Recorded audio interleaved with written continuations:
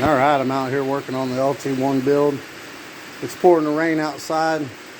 I like that sound on a tin roof though. And the dog wants to play fetch, as always. But anyway, I cleaned this up real good. Let's shine some light down in there. Yeah. So they had already honed it out and everything like that, but where it sat real long, it got pretty rusty. And there's a little lip there, but you can't feel it with your finger. I thought I locked all that out. They had this grease in there. They had this grease on everything, and that grease had dried. So you see some of it down there. No, that's not rust, that's grease. I thought I got it all out, but I have to go over it a little bit more. But I cleaned everything up.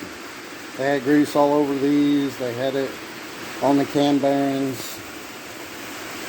They had it in the lifter holes, which I'm glad they did, because as you can see, it sat a while and it rusted.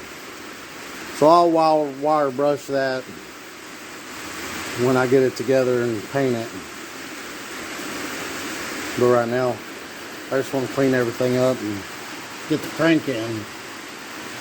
Now, supposedly the machine shop had already checked all the measurements.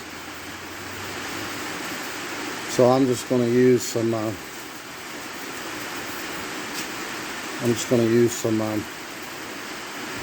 forgetting what that stuff's called. I've been doing that a lot lately. Forgetting the names of stuff. But this stuff right here, plastic gauge, that's the word I was looking for. I'm gonna use some of this plastic gauge to check it, because I don't got none of them fancy tools. It's kind of dark over here with the sun ain't shining. That's probably why I missed a few spots. But I'm gonna put Vaseline in the holes and in the lifter bores and on the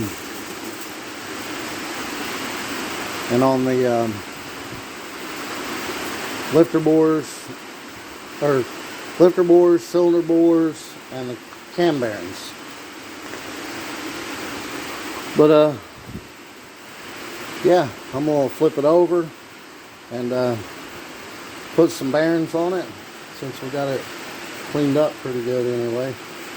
These rags are leaving a lot of lint.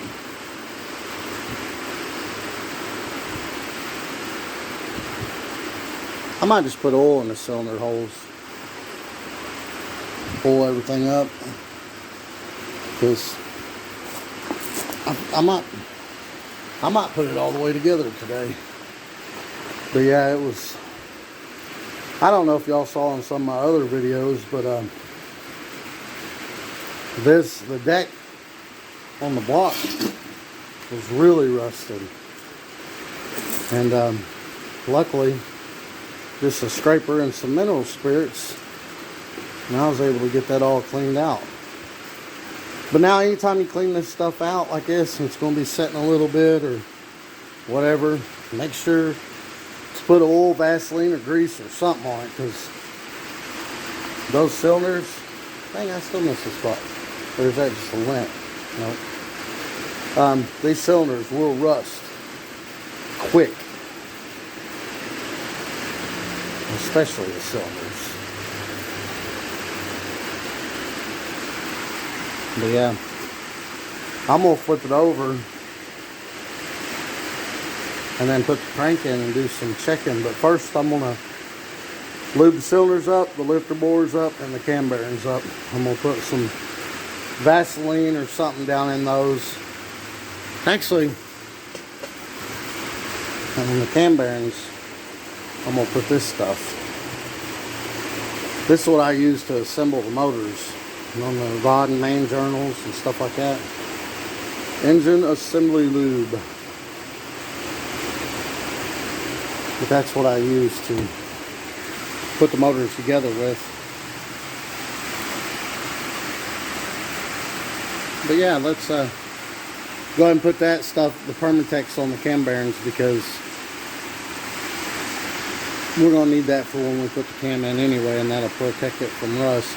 And I'll probably put that in the lifter bores too, and then in the cylinders I'll probably just soak a rag in oil and coat them real good with oil, because I might get that far. I might get that far today and put the pistons in.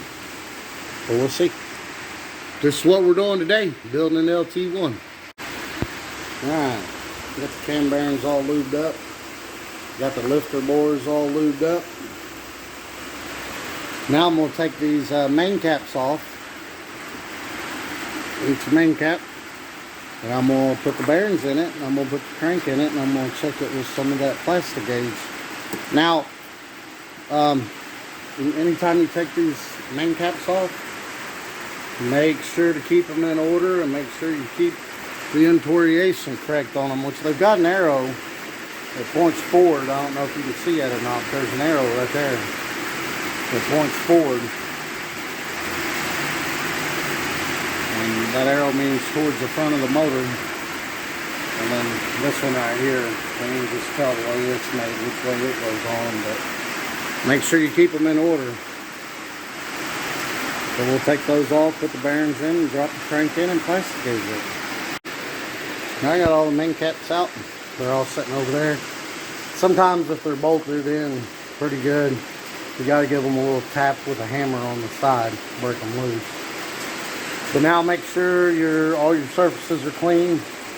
I use that ruler as a straight edge, cleaned in between there. And then you can drop your bearings in. When you drop your bearings in, again, make sure your surfaces are really, really clean. And when you drop your bearings in, the bearings have a notch in them. And that notch goes right there. But when you get your bearings, there's standard, means your crank hasn't been turned at all. And then you got, bearings that fit 10, 20, 30. So whenever you take your crank to the machine shop, if they have to turn it, they'll tell you the mains are 10 and the rods are 20, or something like that, and make sure that you order the correct bearings. So we're going to go ahead and drop the bearings in here. And I got a bunch of Vaseline on the crank to keep it from rusting, so I'm going to clean that off. And up the main part anyway, I'm going to leave it on the rod part till I get ready to put the pistons in. But put the bearings in and clean the crank, drop the crank in. So this is the bearing that goes in the back. And you'll notice the tang, or whatever you want to call that thing, is in the front there. So that one goes on the bottom. You put it in there and then just push it down. And this one right here, you'll notice the tang's in the middle. So on this one, you'll notice it's in the middle. So that's how you know once one of those go there. And these right here, the groove goes on the bottom for the oil passage. You'll see the hole. See, that one's got a hole in it. These right here don't have a hole, so they go at the top. But you got to make sure you use these on the bottom, line that hole up, because those right there, I'm pretty sure you can put in backwards. Let's see. The tang on this one's on this side.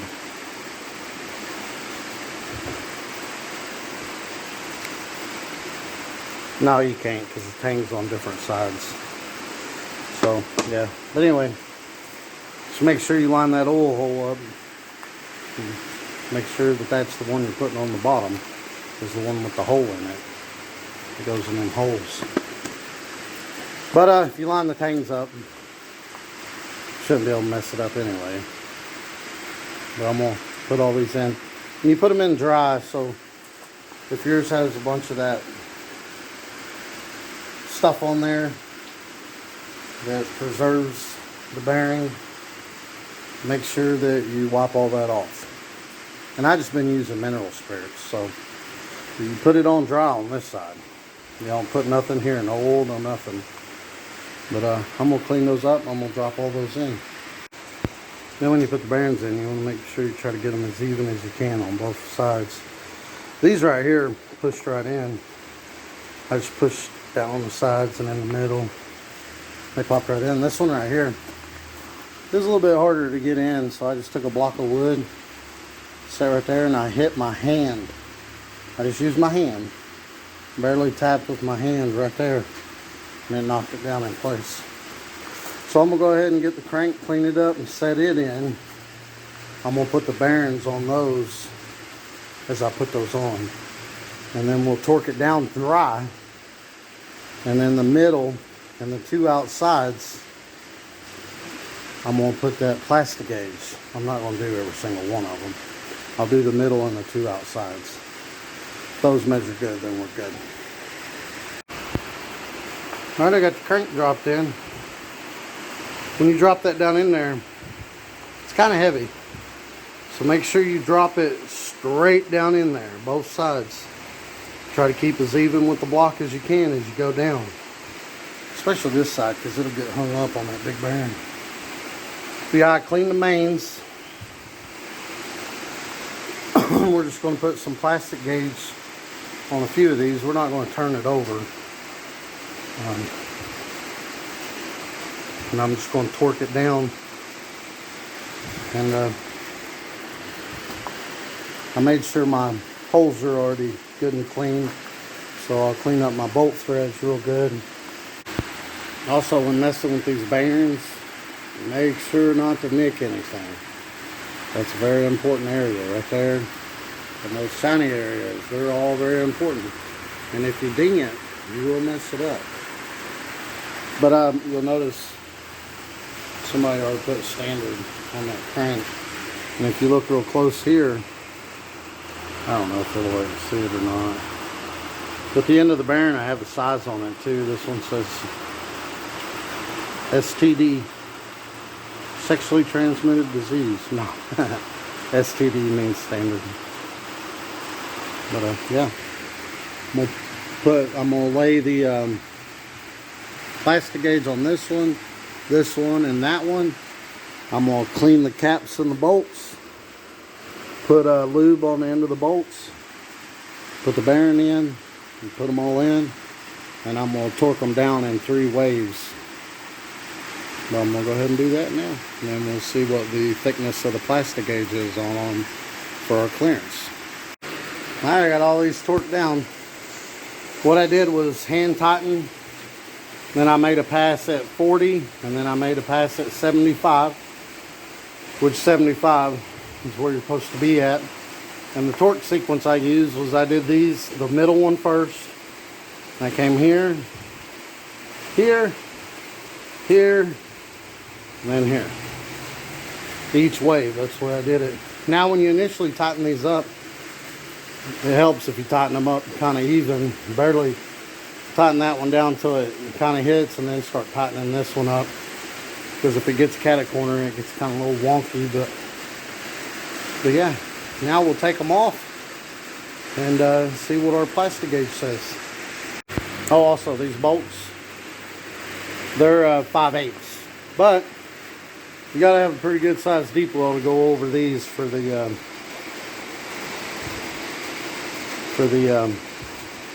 I forgot what that's called, and I just was saying it earlier. The windage tray, there we go. But anyway, I didn't have a 5/8 deep well that fit that, but I had a 6-point socket 16 millimeter, and that's working fine. So if you're in a pinch and can't seem to find your deep well 5/8, a 16 will work. And again, after you take these main caps off, or after you torque them down, they won't just pull out. But what I usually do is squeeze these together and slightly pull up, and I take a hammer. Be careful not to hit any of the shiny stuff, and just kind of on both sides, and it'll eventually break loose. But again, anytime you're tightening this stuff down or trying to break those loose, be careful of any of this shiny area. You don't want to nick it. Alright, so now the real way to do this was with a bore gauge, a bore multimeter, and I forgot what the other thing's called, but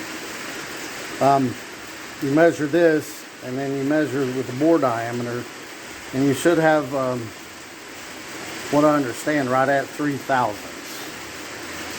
So this plastic gauge, what it does is it squishes down to the clearance you need. So there's an inch side on this and there's a millimeter side. We're going to go with the inch side, and we're probably going to need some light on this. But what I'm shooting for, it's kind of dark in here where it's raining. Let's try to get out of the glare. What I'm shooting for is 3 thousandths, which I don't know if you can see that or not, is right there. And that's about as perfect as you can get. See, it's thicker than the 2 thousandths, or the 4 thousandths, and it's narrower than the 2 thousandths. It's perfect, right at 3 thousandths, and that's what we're looking for. So that's what we got on that one. Perfect on that one too. Good stuff. And this one right here, I'm told it can be a little looser. Yeah, that's a little over 3,000. Oh, I got my hand in the way, don't I? So it's a little bit narrower than the 3 thousandths, but it's thicker than the 4 thousandths.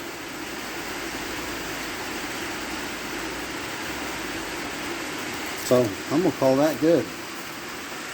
And then we'll do a couple of the rods, and that's it when we put the pistons in. But what I'm going to do next is I'm going to clean that plastic gauge off. And it should just rub off. And then I'm going to take the crank out. I'm going to use the red Permatex on the bearings and on the crank. I'm going to set it back down in there, torque it down, call that good. Alright, there we go. I wiped the plastic gauge off the crank and off the bearing with just a little cleaner, a little bit of cleaner in a rag. I was using mineral spirits because I just happened to have it sitting here right beside me and it come right off. And then I lubed up the crank and I lubed the bearings. And this back one, this back crank, this back cap, it's got a bearing that rides on the side, and the front and the back too. It acts as a forward and backwards end play. So make sure you lube up the sides back here as well, okay? And once you get it all torqued down again, I did 2 passes, or actually 3. I hand tightened them, not real tight, just snug. And then I did 40 pounds, and then I did 75 pounds. Alright, so here's the pistons. And he does have them marked. I don't know if you can see that or not. There's a 3 right there, but the main thing on these, there's a flat side and there's a beveled side. See, that's the beveled side. And then the flat side. Now, you got 2 rods that go on the bearing. Like 1 and 2 will go on the same crankshaft journal bearing, or yeah, journal. And you always want to have the beveled side towards the crank. The flat side goes up against each other. For instance, that's a flat side, so these would go together. And then the outsides, the beveled sides on the outside, would go up against the crank. And that's how those go on. Now, the machine shop usually knows, and they put them on there for you when they're marked. Like 1 and 2 go on the same one, 3 and 4 go on the same one, 5 and 6, etc. Now, these pistons, they're usually marked in the front, and sometimes they ain't. But if there's a mark, that mark's supposed to face the front of the motor. Now, if you've got 4 valve reliefs on a small block Chevy LT1, it doesn't matter which way the piston goes in. It doesn't matter. But as long as this is correct. Now, another thing, these 2 little chamfers that the bearings go in, the little grooves the bearings go in, those face down towards the oil pan. So if this was the motor facing up and this was a cylinder, then those tangs for the bearings would go this way. And then if the piston was on this side of the motor, it would go this way if that was a cylinder going up and down. Tangs go towards the oil pan. But these have already been pressed on by the machine shop, and it doesn't matter which way the piston goes. So that'll make it a lot easier when we put these in, as long as they're put on correctly for it to be flat side rod against rod. And let's see if that's the case. So that's 3. Let's see if we can't find 4. Yeah, here's 4. 3 will go in the front. So 3 will go in the front. 3 will go in the front on this side, like that. This is the front of the motor. 1, 3, 5, 7. And then we got 2, 4, 6, 8. And the odd number, they're numbered like that based off the crank. So when they go on the crank, they go 1, 2, 3, 4, 5, 6, 7. So this will be 4. So the flat sides would go this way. I hope this is making sense to y'all. See, there's a flat side. And there's the chamfer side. And there's the flat side. So it would go in there just like that. And see, my tangs are facing down towards the oil pan. And I'll show you that over here real quick. Now when the motor's flipped upside down, the tangs are going to be facing you, but that's why I said facing the oil pan. But you see that little chamfer on the crank? Right there. That chamfer has to go up against that side. And then the flat sides go in the middle. So that was 3 and 4. And so this is 1, cylinder 1, cylinder 3, and then this is cylinder 2. The motor's flipped upside down, so it would be 1, 2, and then 3, and then 4. Yeah, the tangs go towards the oil pan, and the chamfer side goes up against the crank, and then the flat side goes in the middle, rod to rod. And then we have 3 grooves. It's raining. I mean, it's pouring today, but when it does that, the garage floor starts getting soaked. It usually only does it right there, though. But anyway, sidetrack. You got 3 grooves here on the piston. Let's turn the light out. But aluminum is glaring too much. All right, so you got an oil ring, you got a second ring, you got a compression ring. Make absolutely sure all those are clean. Make sure that your rod spins freely on your wrist pin.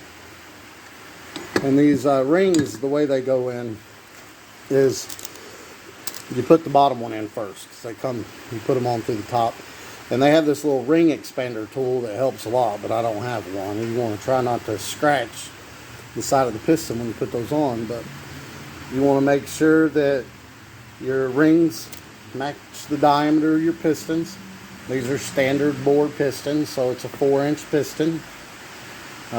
Small block Chevy 350, 327, 302 uses the 4-inch bore for small block Chevy, and 350 LT1 same 4-inch.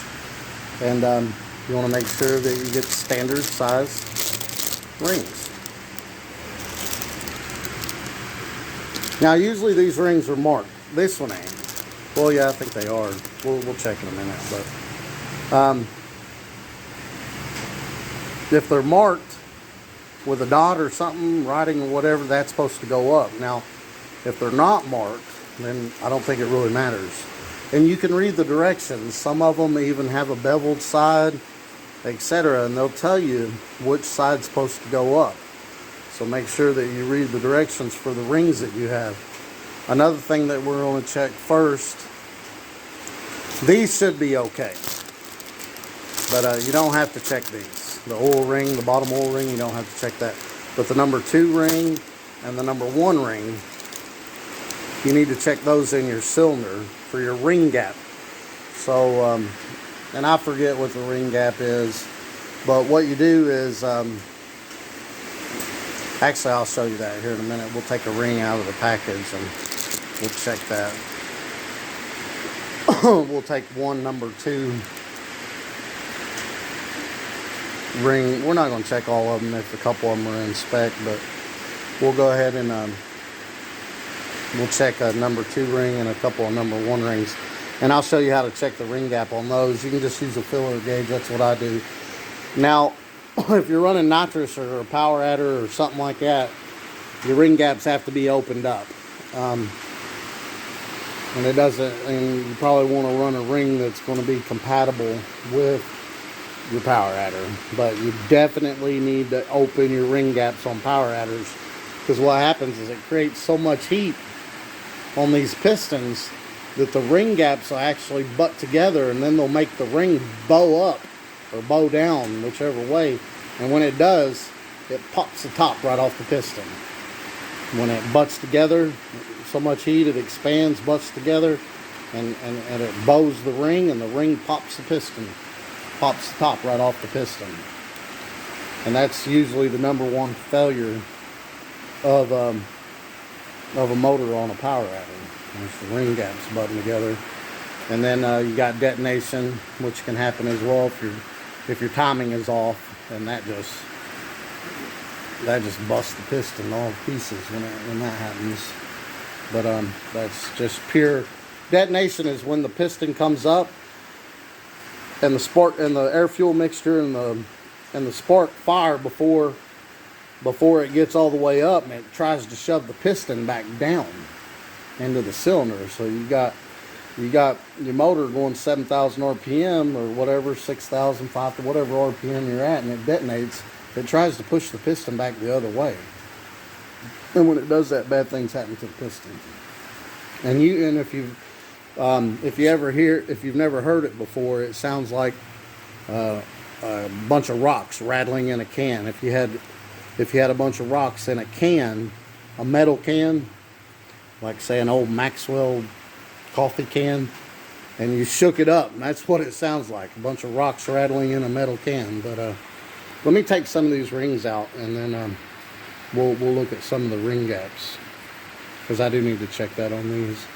This is a stock build, so stock rings and stuff, so it should be, I forget what the numbers are, but I'll look those up here in a minute, and I'll tell you when we check it. Alright, so apparently the ring gaps can be the top piston 10 thousandths to 20 thousandths, 0.010 to 0.020. The second ring can be 10 thousandths to 25 thousandths. And the oil rings, I never even checked those. Those can be 15 thousandths to 55 thousandths. So usually what I do, and I put all the second rings in every board. And then what I do is I take a piston and I push them down a little bit. Make sure it's nice and straight. I like to line up the oil ring with the deck of the block. And I'll push all those down so we're down in the cylinder. And I won't bore you with doing all those. But then you just take a filler gauge and you measure the crack right there. So I'm going to go ahead and push all these down and measure the second ring crack.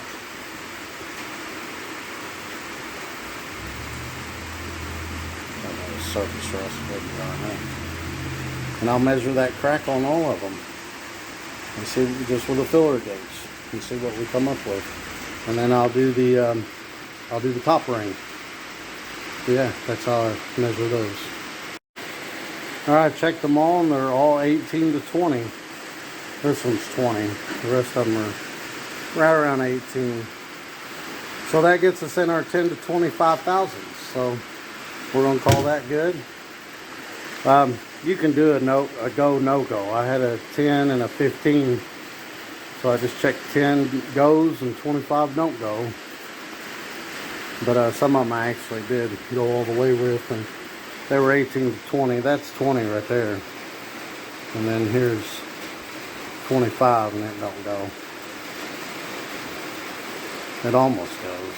So this is actually the biggest one. It goes in a little, but it won't go all the way back. But, the rest of them, see, this is a 25. Don't go in that one at all. Don't go in that one at all. So yeah, they're all around 18 to 20. So we'll pull those out, pulling them straight up, straight out, and then we'll stick the top ring in there and we'll check those. I'm not checking the oil ring because those have a big window they can be in. And actually these can be gapped a lot bigger too. And you do want to do that, like I was saying earlier, for a power header, but when you do that, you do get some blow by. So yeah, let's check the top ring. Alright, I checked the top ring and they actually come out to around 25, which is a little bit more than I like for a motor car. But it's not like I can tighten them up, so we're going to roll with that. Maybe he'll want to run nitrous one day, because my top rings are at 28 on that car and it sprays a bunch of nitrous. That's the rings they sent. They're right at 25, so they're about 5 thousandths out of spec. But like I said, maybe he'll want to put a nitrous kit on one day. We're going to roll with it. Oh, also, these grooves are different sizes. And usually your rings will come with your pistons, but if you buy rings separate, make sure that you do get the right thickness groove for the pistons you have. If I didn't mention that earlier. But now we're going to put the rings on the pistons, and if there's any dirt in there, we're going to make sure we clean it out. We're going to put the oil ring on first, then the second ring, then the top ring. We're going to put dot up if they have a dot. I didn't see one. If they don't have a dot, I guess if they don't have a dot or a bevel, I guess it don't matter. So here's your oil rings. You'll have one of these on the top and one on the bottom, and this goes in the middle.